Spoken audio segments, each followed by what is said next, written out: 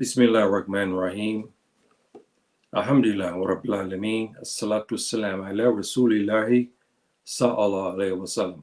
Ashhadu an la ilaha illallah wa ashhadu anna Muhammadan Rasulullah. Well, my dear brothers and sisters, today I'll be talking about some news here in the Sahel region that most likely you are acquainted with. And the significance of these two, excuse me, brothers and sisters, okay. And the importance of knowing what's going on in the Sahel, because it's a hotbed and its flames is starting to reach other places. So let me give you my felicitations. Assalamu alaikum. Rahmatullahi barakatuh. Lil ikhwani fati fi din wa salamu ala mani tabahuda lil ikhwani fati fi Afrika, Europa, America wa kulli makan. Halin salim bikum andarama to my Full Bay community. Brothers and sisters, you know, what the events that are shaping the Sahel region, there's some questions that all of us should ask. Why the Sahel? Why is there? Why do we have all of this unrest in the Sahel? And we see the other parts of the continent is less turbulent. And when we look at this on the surface, we have to ask again, why? And ponder why. So when I think about this situation here, I got some notes here. Hopefully today I won't be long. This is just kind of a spur of the moment. I will have another telecast, inshallah ta'ala, about two other states and something about one in particular that they have done to quell the violence, which is very interesting. So let's get started here. See the caption there, where we have Ethiopia and Senegal are the new hotspots, but not for the reasons that I've been talking for the last month. Not for the same reasons. This is not a situation dealing with the militants or the bandits or the any of the mujahideen groups in particular, but it's still pertinent because it could spill into other regions, other areas, because we do have some players in that. But what's significant about this is you have two new countries. You have Ethiopia and Senegal. Both are run by Muslims. Our brother in Senegal is from the Full Bay community. Our brother there in Ethiopia, I don't know what his ethnic, I'm not sure. I read one time, but needless to say, he's a Muslim. But both of them champion democracy over the Sharia. And I'm going to say this, and I'll say this unequivocally. There's no success on this continent or anywhere else under democratic ways and means. We on the continent keep looking to the Western powers for guidance and their economic system. Why are you going to them? They can't even manage their own accounts. So how can they manage ours here on the continent? The democratic ways and means, it doesn't work, brothers and sisters.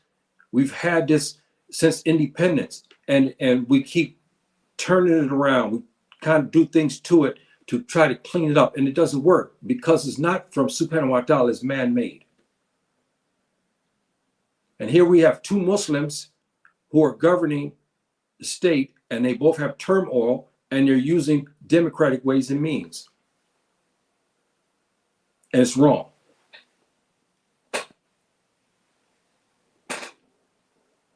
In Ethiopia, if anyone understands the history there, it's, the Christian history is off the charts. But as well, the Islamic part of this is off the charts. When you start looking to the east, where you get into the more of the Islamic provinces, their history is something else too. From making the Quran in a certain script to feeling the most masjids in a given area, there's a lot of history there. And as you remember, in Ethiopia, we know this in Arabic language is Habasha, and that this is the place where the first Muslims came to reside to escape persecution, and they lived in safety of a Christian king. See, so this is a very, very, very, very powerful and very ancient society. And as you know, too, the famed story of Queen of Sheba, which is the English version of that, and Solomon, Suleiman, we know him in the Quran, Suleiman, alayhi salatu salam, and their union. And then that union produced a son by the name of Menelik, which one of my sons, I gave that name to. My oldest son, I gave this name Menelik to. I gave it to him. And of course, from that point, they started the dynasties and whatnot. And so we know this storied history. And then, of course, the story that which I forget what they call it now, the Ark of Covenant is supposed to be allegedly held there in Ethiopia as well. So there's a long storied history that is in Ethiopia. But Ethiopia, since Haile Selassie's passed on, has been embarked on, just a whirlwind of trouble. And now we're starting another chapter where we had last 10 years, mosque burnings. Now you got a growing Muslim population. And there's some people orchestrating this. For the last 10 years, they go into series. Sometimes they even burn churches as well. But I think that is a rouge. But they concentrate on burning the mosques. And then now what they've done, they started a new unrest by demolition of mosque a little bit outside the capital. Not going to build new mosques, but just demolishing these mosques where brothers and sisters cannot pray. They have no place except outside. This is something that you see that's going on with the Israelis doing to our Palestinian brothers. We have a prime minister, who's a Muslim, and he's allowing his government to demolish the mosques. And now we have unrest where we have killings going on. The police allegedly are using bullets and so forth and so on. And brothers and sisters, I don't know if you realize, if you look at the Sahel region, and when you start to look at this, majority of the Sahelian states are what? They're Muslim. This is interesting fact too. They are Muslim. And we have the greatest, most incendiary insurgencies there. That should get you to wonder what's going on here. And so, with that said, Assalamu alaikum, my dear brother Jola. How you doing, my dear brother? Anjurama.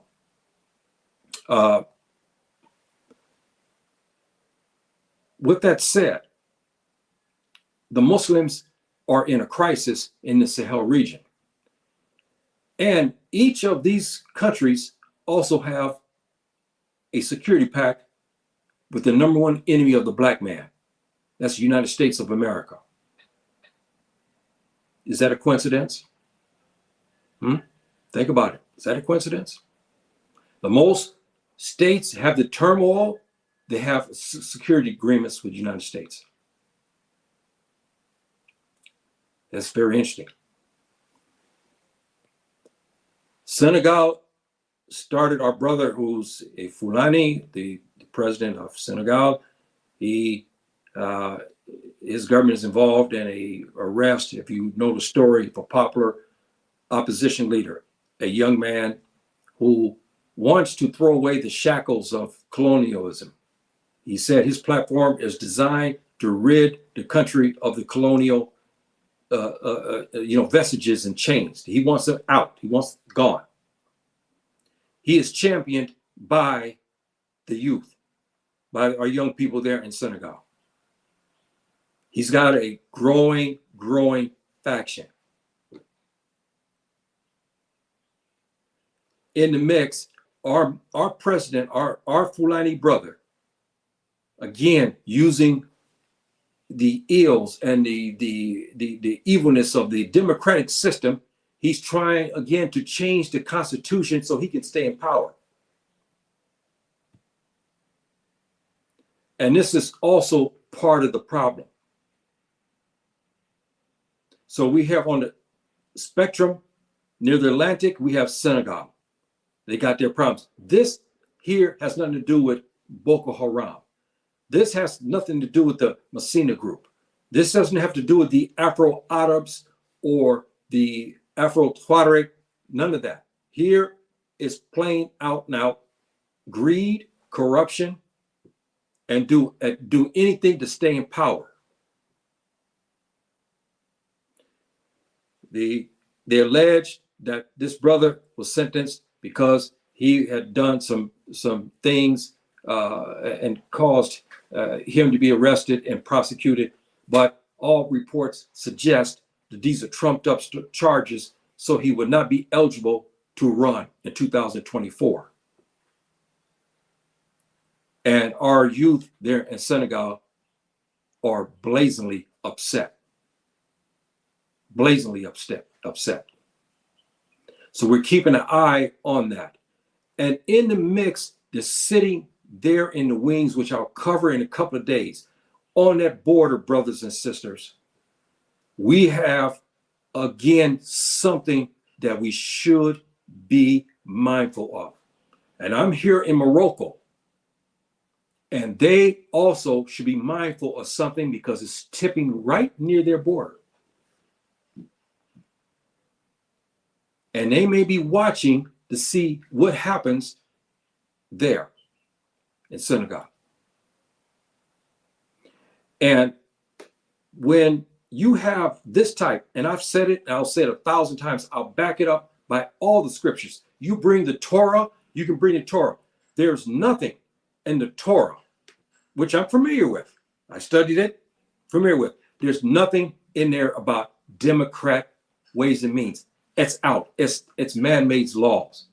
The Torah is run by Subhanahu wa ta'ala. He gave the laws down to Moses alayhi salam. The Christians and Jews supposed to follow that. There's no U.S. Constitution.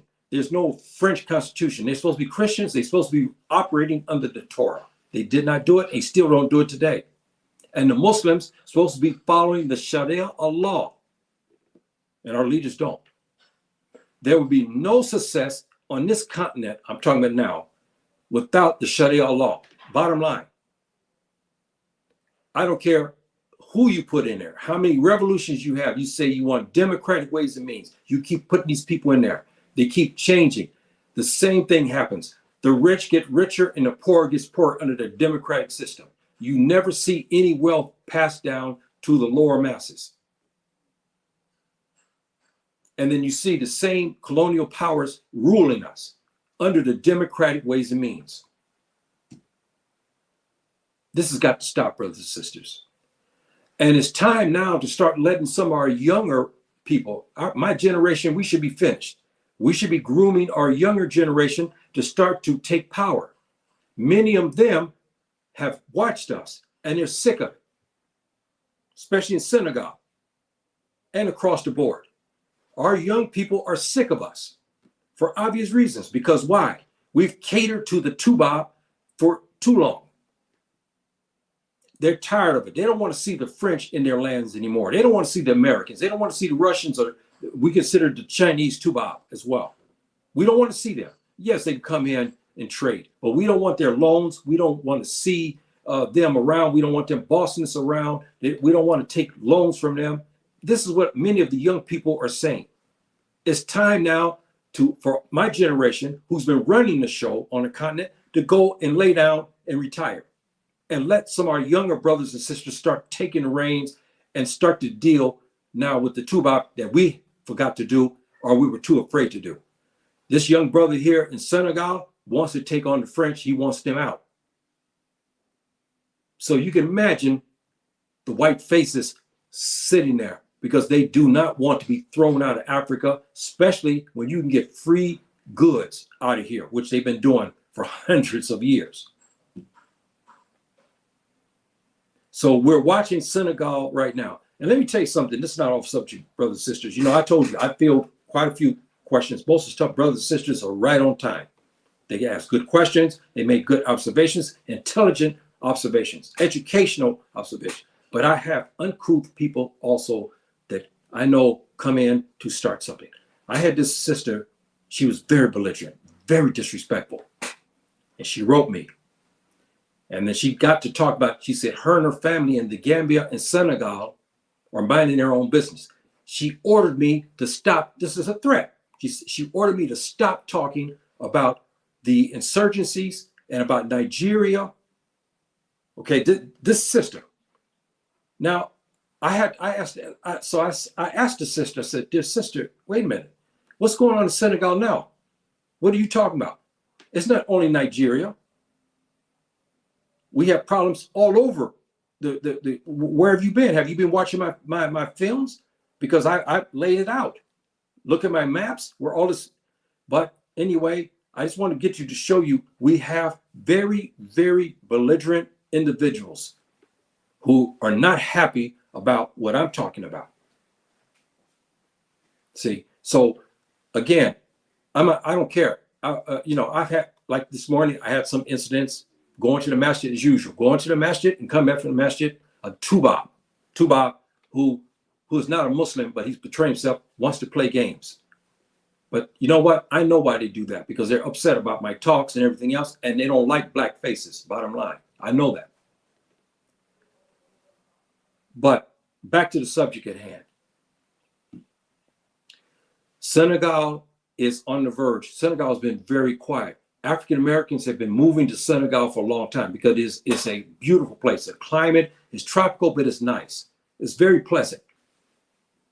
And a lot of African Americans have found a homeland for them where there's a sea of black folk. And they like Senegal. And many African Americans, that's someplace, many of you that are sitting in the United States and the Caribbean, you want to look at an African state to go to, Senegal is a beautiful place to go. And but they got this problem now, and hopefully they'll be able to quell it.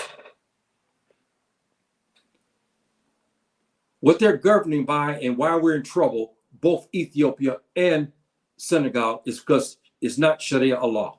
Both of these Muslim heads of state are in trouble with their populace because they keep trying to change things around under a constitution that was not given to them by Subhanahu wa Ta'ala. It's not from the Torah. It's not from the Sharia law. So they're managing from their own whims, and they're using the laws and the ways and means of the enemies of the continent and hoping that it will work. There will be no success on the African continent using their governance. Subhanahu wa Ta'ala has shown us that it doesn't work. We put in a new bunch, the same problems over and over again. No employment, bad schooling, bad governance, corruption off the charts. And who sits in the background? We have Tubab sitting behind us, barking out orders with their security agreements. This is what we know the democratic ways and means to be. These young people, like in Senegal, they're sick of it. They've had enough. They want to change, move us out. They want my generation out now. They want us out. They've had enough of us. They now want to govern and take over the reins, and they want to start to deal with the Tubab and their governments, like this young brother here in Senegal. So, in my opinion, we should let them start to come to take the reins. But if they do take the reins of the government, we want to make sure that they have the right governance so they can succeed. They cannot use the American governance system. It's not going to work. They can't use the British or the French or the Germans or the Irish or the Russians or the Chinese. It doesn't work. None of those systems work. It doesn't work. And we know that. Look at the economy today, the worldwide, it's atrocious under these systems. And we've adopted that and we're hurting. And many of these young people now, they see that. They're more educated than we are in a lot of ways. So it's time now, I believe, for our generation to back off. We should be giving them good guidance. And we should be a good example for our young brothers and sisters on the continent. But generally speaking, we're not. Because when our young men sit there and watch us, and they see Yahya here, kissing the boots of the French, or the Germans, or the Belgians, or the Russians, or whoever, they don't want that. They're tired of that. They want a governance that's by subhanahu wa ta'ala as a general rule. As a general rule. Every state in the Sahel right now, brothers and sisters, is in flames. And what is ironic, majority of the Sahelian states are Islamic. Now, how coincidental is that? The most violent insurgencies are in Muslim states. How is that? Who's behind that? And they feel the most deadly insurgencies in Africa, and it's spreading. See, so brothers and sisters, you think about that. You think about the Sahel. It's majority of Muslim states. The most deadly insurgencies there are in this neck of the woods of the Savannah region, the Sahel. That's something for us to think about.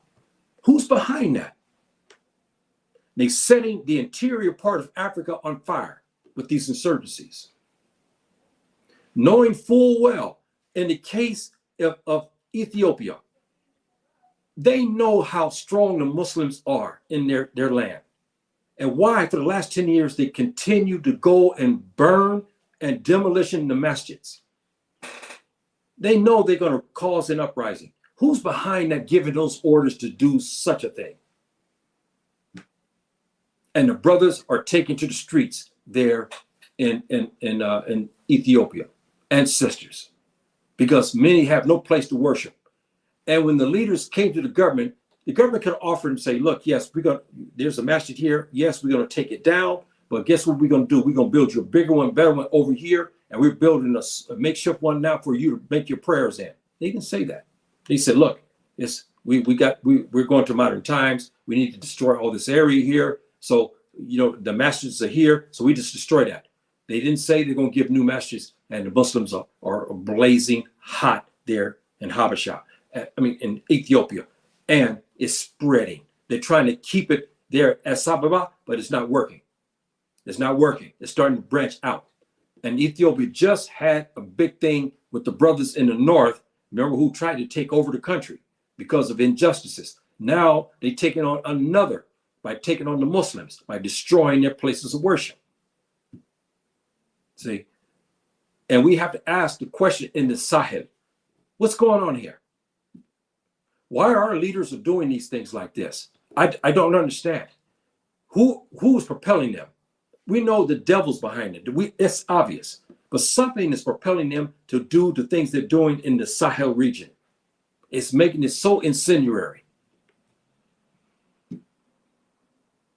And everybody at this time must watch to see what's going on in the Sahel, because it's no one, even in North Africa. You don't think they're not watching? They're watching, because it does affect them. See, everybody's watching. How about the South Central? They're watching. And they've already got an Islamic insurgency in Mozambique, which is in the southeast. They've already got that.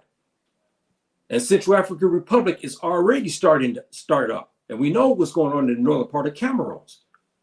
See, all this is stemming out from the things was happening in the Sahel. And a question was asked before too. How is the West going to get rid of these insurgencies? They cannot, and they will not.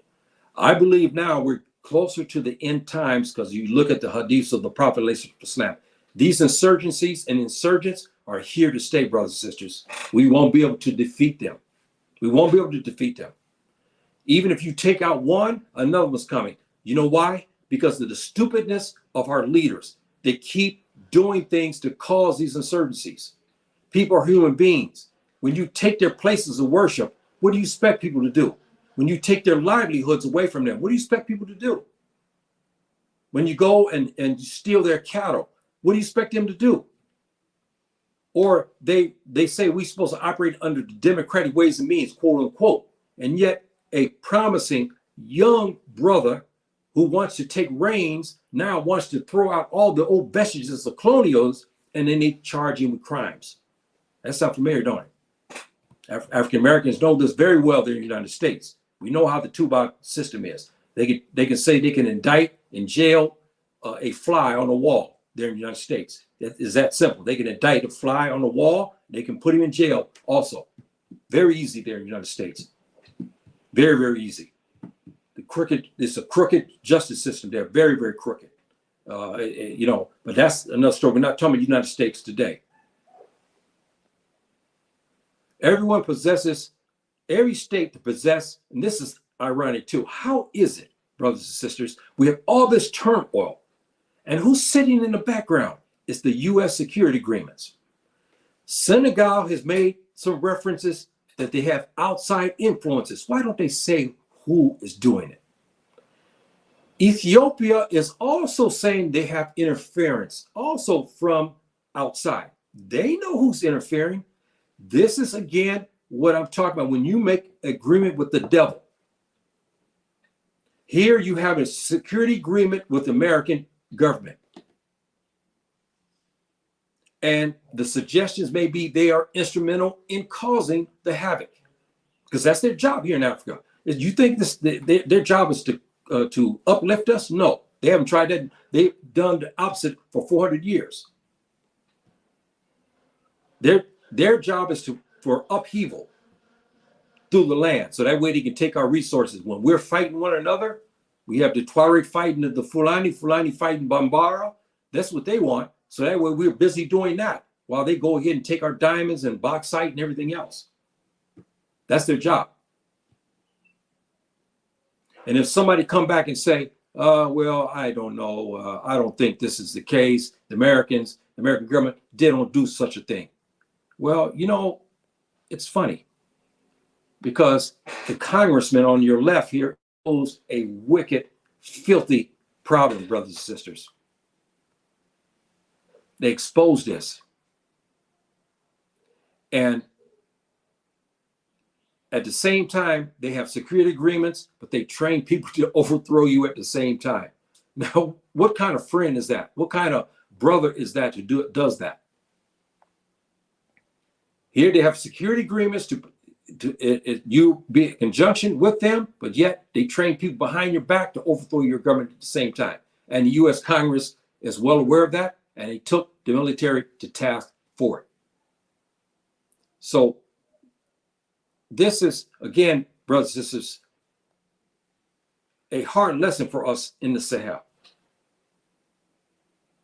And we're going to have to come to some type of consensus. What's going on in Nigeria, what's going on in Sudan and other places through the Sahel, we're going to have to make decisions. And we have to make the right decisions.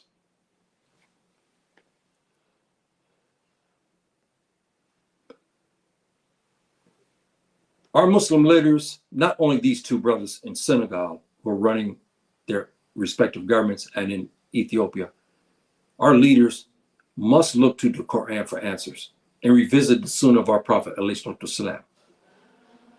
And they should be seeking out the scholars and wise men and intellectuals who advise and isn't paid for. They're not, no one's coming to them to corrupt them. They give you good sound advice. They give you historical references and advice, and they give you what's based upon the Quran and Sunnah. Okay, we need that. And the security agreements by the Americans in particular, they understand that. This is why they press to throw people like me and others in jail.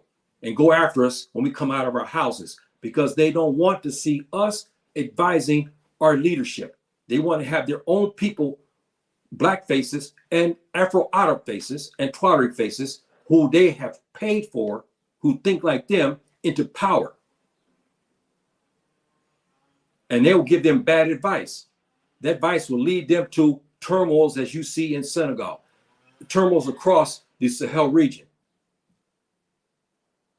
When we have our scholars and our wise men, even we have Christian and Hebrew wise men, they also can give us something. We have intellectual sisters and brothers who should be advising, but are not allowed to. And so they should seek out things in order to do that. And they have to sanitize their governments. I don't care where it's at. Across the Sahel, across the continent, we must sanitize our governments, because the governance is so bad is why we have problems. Without good governance, we're going to continue to feel insurgencies and insurrections. And we have a population that's not being educated. We have young people who are educated, but majority of our young people are not being educated and not given opportunities for the education as well. We are doing a disservice for this next generation. And that's going to be on us.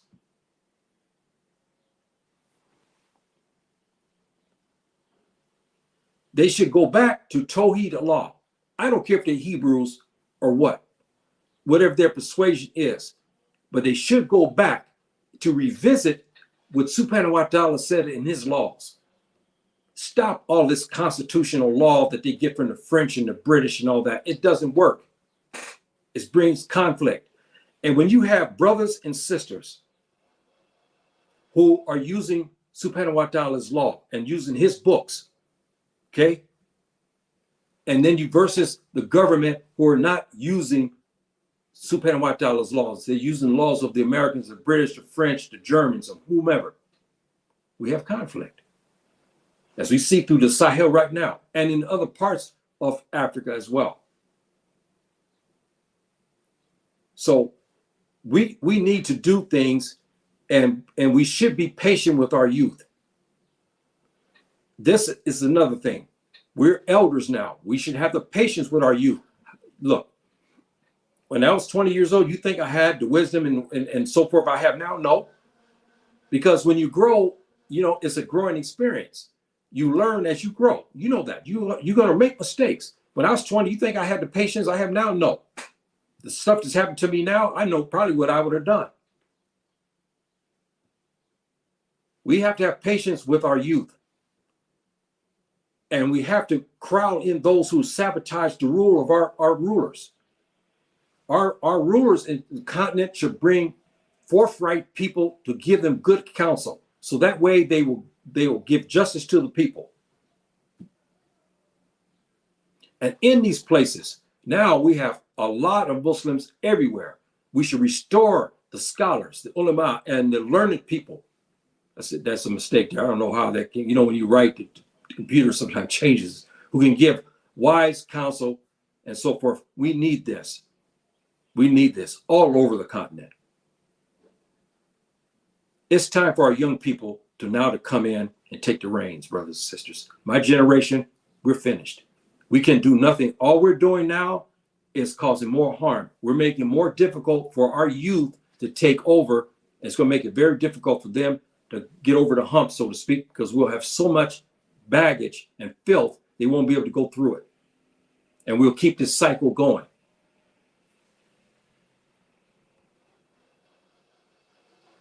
They should have counsel under the shade of the Quran and stop to seek advice and protection of the Western powers.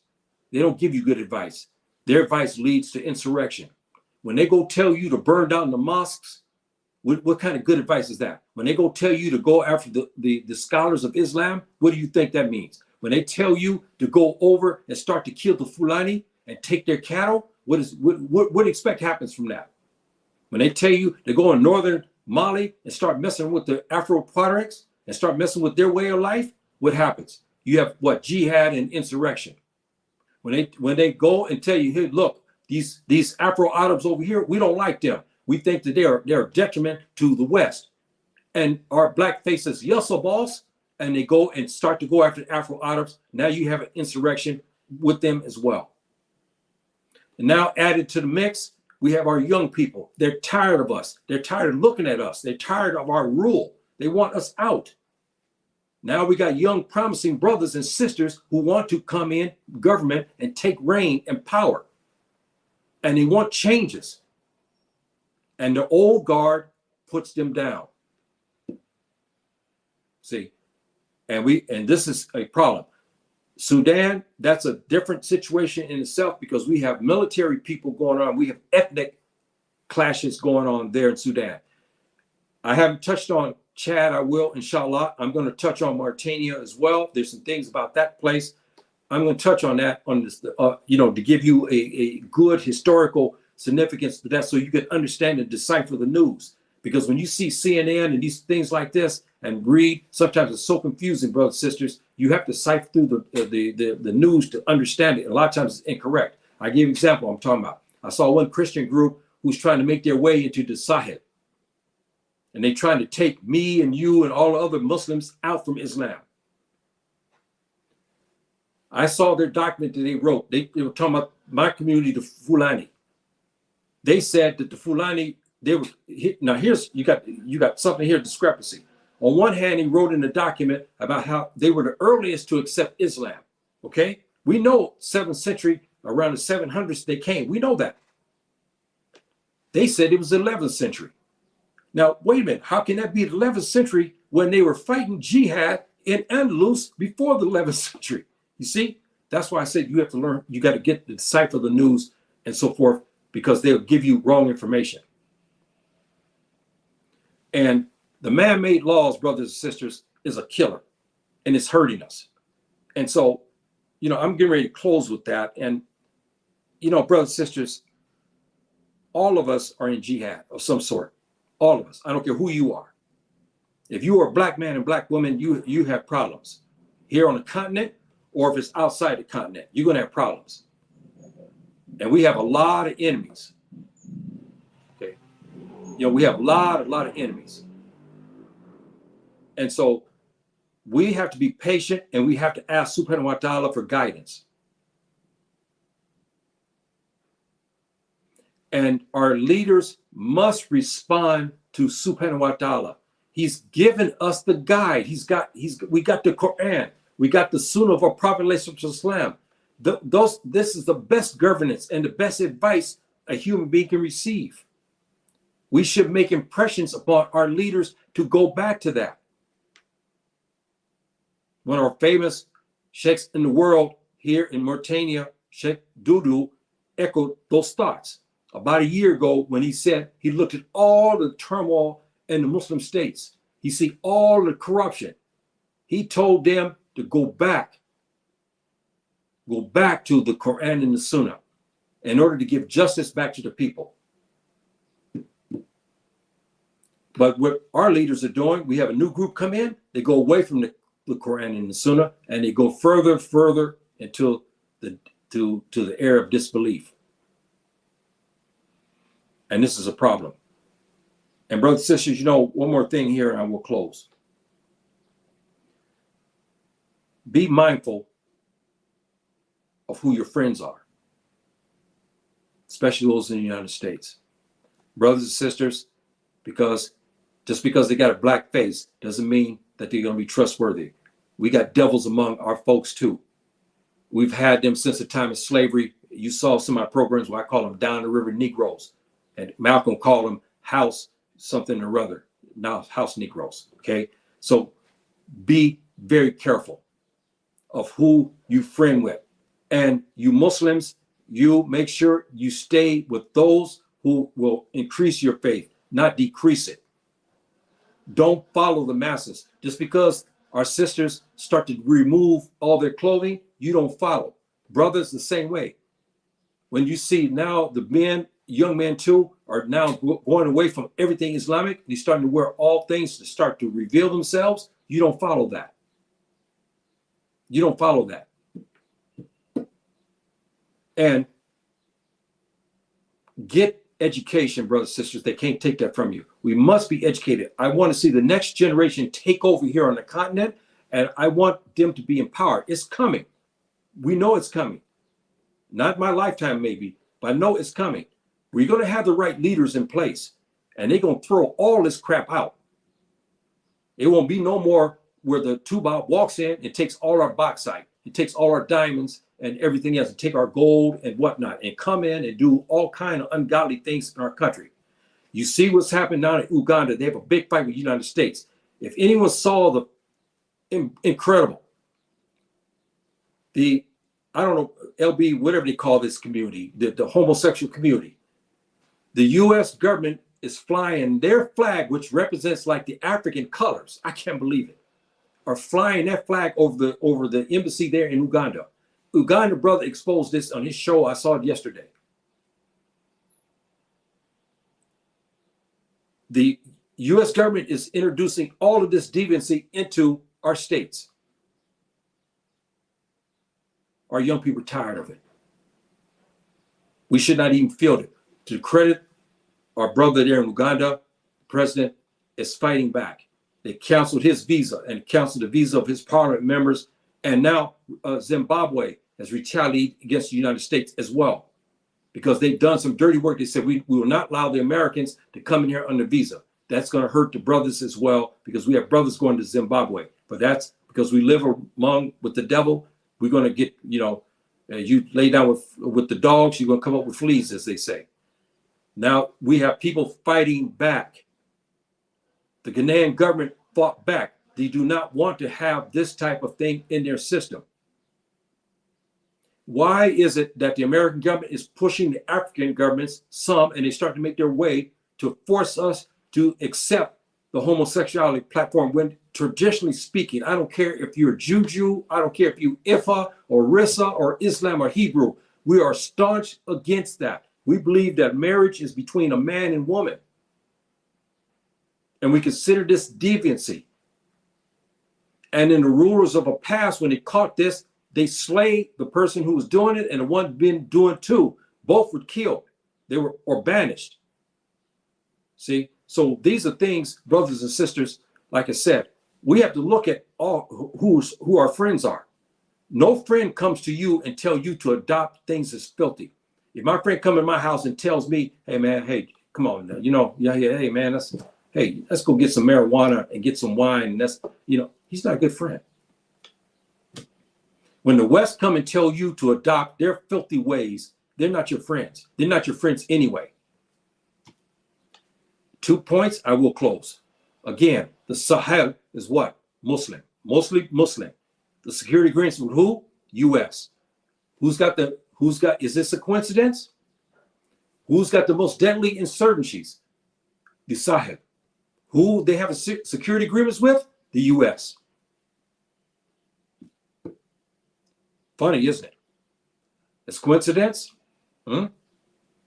Because we know the U.S. government is hard after Muslims. We know that since 9/11. Their objective is to destroy every Muslim state and every Muslim. If they could, they would drop one bomb to kill us all if they could. All their rhetoric about, they want, they don't believe in this and that. We know this is not the case, but we understand their MO here in Africa in particular. And the Sahel region, brothers and sisters, you should study it very well. It's practically all Muslim states. And how is it that we have the most deadly insurgencies in the Sahel? How can that be? And then the coincidence, we have security agreements with the Americans on top of that. How can it be? How can the Americans, who claim to have all this power, morality, and everything else, go in Africa and we have, wanton murder, we have poverty off the charts under their security rule? All the deviancy in the world popping up. When you put an army base there, whoredom comes in. Afghanistan, look at the Taliban, what they talked about. I saw the documentary, what they talked about. The areas that the Americans came when they put the base there, all the vices of Sodom and Gomorrah was placed there as well. See? So we on the continent should look at that and look at it for what it is, brothers and sisters. And it's a hellish, hellish, hellish state that we're in right now. And we have enemies who we should not be shaking hands with. We should be kicking them in the butt. And our leaders should forgo these so-called democratic constitutions and go back to God's law and start ruling our people with justice. It's time. When we have a young, brilliant leader, we should be propping him up, building him up, giving him our wisdom. So that way he can take the reins for the future generation, not jail them, not charge them with false crimes, not kill them off so we can stay in power. This is what my generation is doing to our young folks. It's wrong. Oh, Assalamu alaikum, my dear brother Marcus. I was looking at some of this. My brother here, Corner Block, Assalamu alaikum. Yeah, brothers and sisters, that's, my brother here, he says, I agree with the wealth and knowledge isn't spread. Yeah, how can it be? I'm a father, and I don't want to see my children better me. That's what, when a head of a state, he takes over. The people under him, he should want to better them, the better than he was, have more wealth than him, to have more education, to keep our way of life on the continent going. But we don't have that. We have poverty rates are 50, 60, 70, 80% in places. That cannot be. That's not where a father takes care of his child. And when a leader takes over a country, he is the father of the land. And we are the children, so to speak. So he should be educating us and giving us all the modern technology so we can compete in this modern world. They don't do that. They don't do that. And our brother said, I don't understand that either. It is perplexing, isn't it? Very perplexing. Very, very perplexing. Our brother here says, I heard about the Ethiopian burning both churches and messages. Yes, we found they're burning the churches too. But I got a feeling, brothers, that this is a ruse to throw off the authorities, because majority of what's being burnt are the masjids. And it's been going on for 10 years. See, 10 years. They've been burning the masjids, mostly. Yeah, they'll burn a church here and there.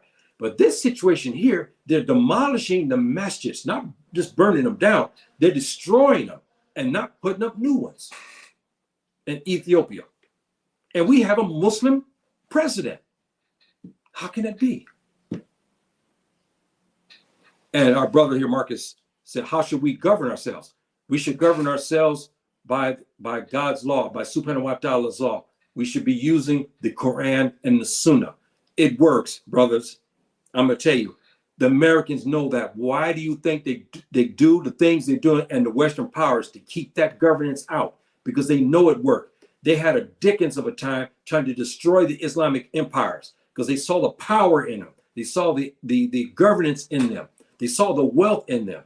They saw the armies under them. They saw the wealth passed down to the people. They saw the fervor in the people. They saw the economic power that they generated, this Islamic system. Okay, they saw that. Why do you think they dismounted and then they enslaved? If you look at the Americans in particular and the West Indies, most of from the 1800s on were Muslims, because they start to fight the Muslim empires. They start to take the prisoners of war. They were Fulani, Bambara, Wolof. They were, many, Compele, Mende, Mendika. All of these, they were Muslims. And they began to take them in the United States because they're as prisoners of war and so forth. They wanted to destroy the economic system, and they did. They wanted to destroy the governance. And you see what has happened today. They replaced it with what we have today. The president, he wakes up, I want to stay in power another 30 years. So he changes the Constitution. And then they steal the wealth. Then they get loans that they can't pay off. And they take this money and they put it in their own pocket, so to speak, in their cronies. This is the things that they're doing. And this is a hard situation to get at. And yes, my brother, 10 years. If you look at what's going on in Habasha in particular, 10 years they've been having this. It starts up and stop. They start up again and stop. And they go after the Muslims. And I keep always asking the question about our Muslim leaders. Why do you guys do this? I don't quite understand why the Muslim leaders do this. We're the worst offenders of the Quran and the Sunnah. The Muslim leaders are the worst. And they cause more problems.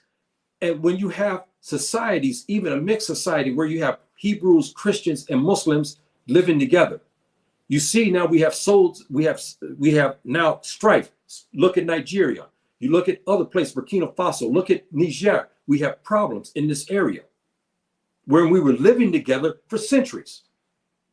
And when we had our Islamic rule, those individuals lived with us in success as well. Something happened. Somebody got in between there, began to make the Fulani fight the Hausa. Fulani fight the Yoruba. In Mali, they began to fight who? The Dogon. Dogon has been in war with the Fulani for almost 200 years now. See? So we see all of these things and we have all of these situations pop up. And we have to look at it for what it is. I'm of the opinion now, I'd like to see our younger generation start to move up into power, but they can't. Because the people who govern us are in cahoots with the West. And the West handpicks who they want.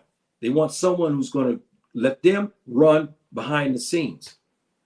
This brother in Senegal didn't want none of that. He said, I want the French out in particular. I want them out. I want their colonial vestiges gone. Because he knows that the way forward for his nation is them out of there. See, and Mali, to their credit, did that. But they made this no mistake by now handpicking the Russians to come in. And if you heard anything, you start doing the study, what's going on. Brothers, what I tell you now, I say this again to you. They will not be able to crush the insurgencies. And the Wagner group kind of mentioned that. Yes, they're paid off.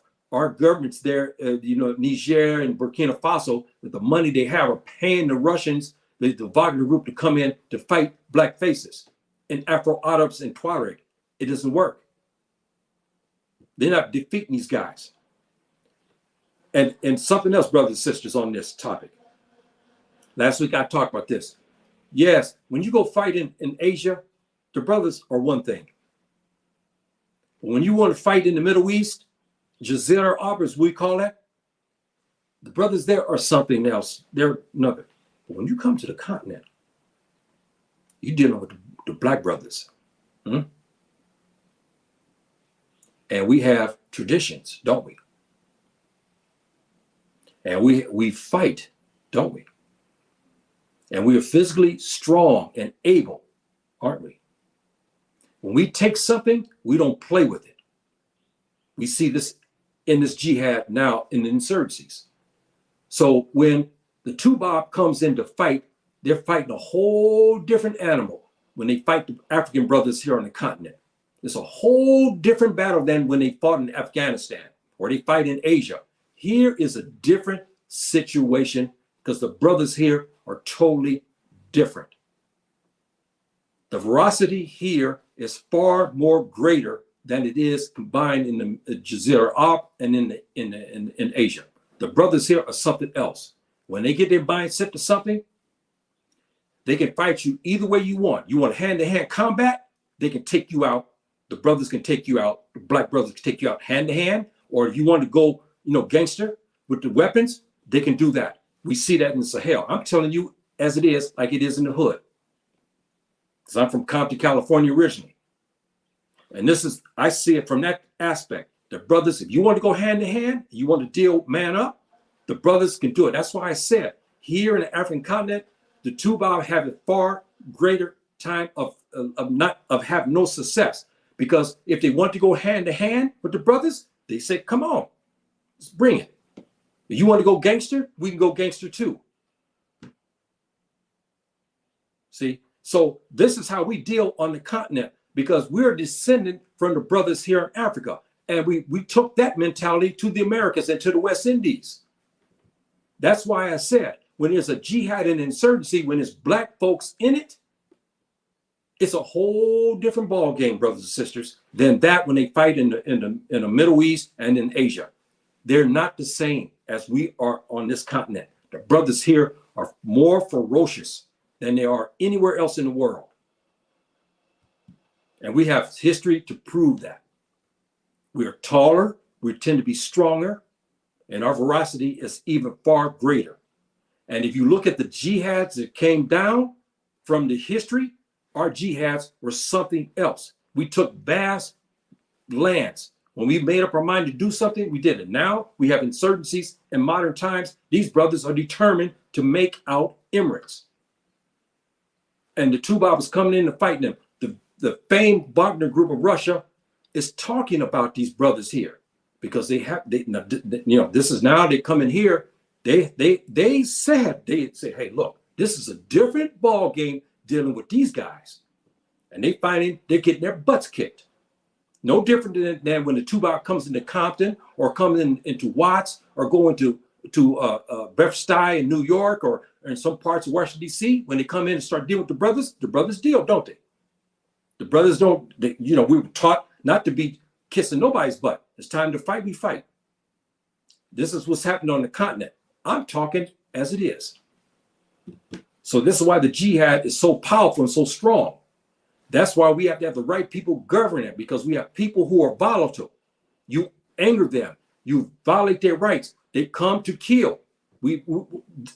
This is what we know it for. Okay, you violate us for a long period of time, we start to fight. And this is what has happened in the Sahel right now. We need the right people, especially now the younger people, to come in to quell this. And so, I'm telling you as it is, brothers and sisters, and I've been straightforward with you because I'm a black man. Yes, I'm a black man.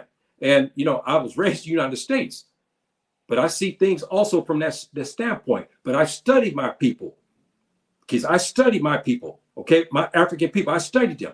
I've looked at them. I studied our physiology, and we're different. Brothers, we are different. We have some differences about us and our sisters too. This what makes us more gallant in fighting because of those differences as far as muscle length and size, the proportion of the body, legs and the upper torso. We're different than that of the Tuba. You do the study. I did this when I was in college. You look at that. You look at the fat to muscle ratio. It's difference. What's allowing us to run faster? There's differences between us. And when we have hand-to-hand combat, as we saw in past histories, we saw things like this transpire. Usually the brothers prevail when it comes to hand-to-hand combat. Now, I don't care who you are. If you're a brother and you could be the baddest man on the planet, but you can't fight 10, 20 dudes, we're not talking about that. We're talking about if there's a brother here, he's got maybe one or two people he's got to deal with, he can take care of business. See? So I say this to you, as a black man, from the United States, born and raised there, and I know I study my people. So I'm on this tangent about this because I want to make a point, brothers and sisters, about this. This is no joke. This is going on in the Sahel, and our people. You got to think about that again. Just remember what I said. You're dealing with black folk. They have been wronged. What happens when we've been wronged? We riot in the United States, don't we? And we fight. When police come, we have hand-to-hand combat with them, don't we? What happens here? They don't care who is wronging them. They start to fight, right? And we see hand-to-hand combat going in the Sahel right now between the Fulani brothers and our farmers. They come down and there's hand-to-hand combat with machetes a lot of times. And we know they go gangster with the weapons as well. We know that. See? So that's why I said, when you come to the African continent and you talk about the African continent, you better understand my people here. And I'm a black man. These are my people. I understand them very well. I understand them very well. So when us here, we have two things we can go. We can go man up and we can go gangster. That's what we noted for. And if you look at the Sahel, this is what is happening now. The brothers are going man up in some of the villages, and some of the farmers, they go man up with them, and others, they go gangster. That's our MO. So this is why we need black faces to talk to these brothers here, to tell them, hey man, this is our African brothers here. Yes, we've been wrong, but we should be kind to them and we should be patient. The Tupac can't handle us. Yes, he's ruled us in such a way, but now you're starting to see the tide is turning. They can't do anything with these insurgencies. They can't do nothing. They can put all the terror designation. You think these brothers in the bush care about their terror designations and what the UN says? They don't care, brothers. They don't care. They really don't care what their terror designation is. They say, look, this is my grazing land. This is my cattle. You come here to take it, I'm going to fight you. This is what they care about. They don't care about what the UN is calling them or what the Americans call them. They don't care. And then when you come in their vicinity, fight you. This is the African mentality. And so if I angered some people with this, hey, man, I'm sorry, but I had to tell it as it is. I would be wrong in the midst if I can't talk to the brothers and sisters in a way they understand my language, what I'm talking now, especially there in the United States, how I'm talking, so you can understand what is happening here on the African continent. I'm talking to you as a black man, what our black people are doing, what they're facing, and how they deal with it. Remember that, my brothers and sisters in the United States, they deal with it the way that we have been taught to deal with it. When you've been harmed, and yes, we're not talking about right and wrong, but when you've been harmed, what do we do as black folk? We start to fight. What did they do in Mississippi? What did they do in Los Angeles? What did they do in New York? When they've been harmed, what did they do in Missouri? They take to the streets, don't they? And the brothers begin to fight. And when the police come, you see hand-to-hand combat. This is our MO. Study us very well and see what I'm talking about, brothers and sisters, and see if am I right. This is not funny, but I'm saying you see what I'm talking about. So I went on this tangent because I want to impress upon you, brothers and sisters, the seriousness of what's going on in the continent. And we're dealing with brothers. You have to understand the brothers in order to what? Bring peace. You cannot understand them from the Tuba point of view. You cannot. You must use the African point of view in order to deal with African brothers. That's the bottom line. This is not racism. It's no different than India.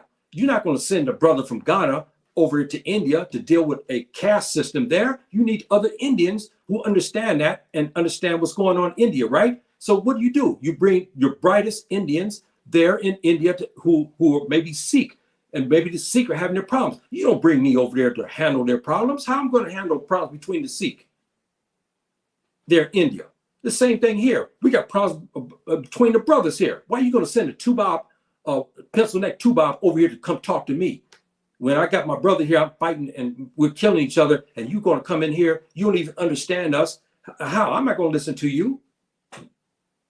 We go to South America. We got problems over in Bolivia. Bolivia's got their problems. In Peru, they got their problems. How are you going to send a black face from Africa over there to deal with the Hispanics down in Peru? We don't even understand what's going on down there. So how can we go there and go deal with the brothers over there? We don't live there. That's what I'm saying about Africa.